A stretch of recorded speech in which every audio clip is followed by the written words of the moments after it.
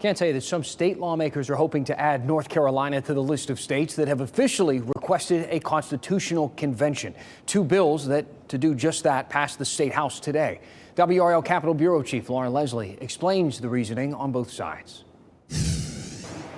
Most constitutional amendments come to us from Congress, but an Article 5 convention would allow delegates from the states to propose amendments instead.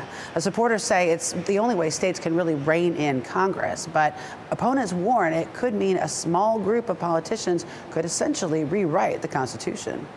House Speaker Tim Moore filed the bill calling for an Article 5 constitutional convention on term limits for Congress, an issue that Congress itself has refused to consider. He said the framers of the Constitution included Article 5 for exactly such a problem. One of the things they knew they had to have was a mechanism where the states could hold the federal government accountable if it ever just got out of hand and out of control. If we don't see that today, I don't know when we've seen it. But they can rein that in. Article 5 was that tool. If 34 states pass the same resolution calling for a convention, Congress has to convene one.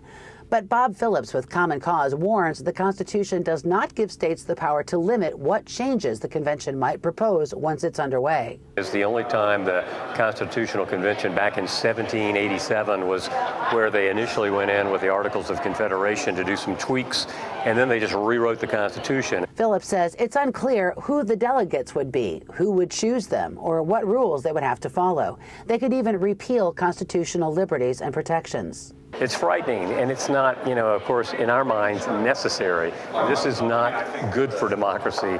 It's not good for the people of the country. But Representative John Hardisser says it's all about democracy because 3/4 of the states, 38 of them, would have to ratify whatever changes might come out of it.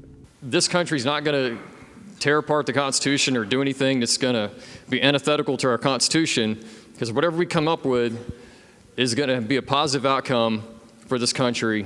The State House passed 2 bills today calling for a constitutional convention. They both now go to the Senate, and those are resolutions, not bills, so the governor doesn't have the power to veto them. Laura Leslie, WRAL News, Raleigh.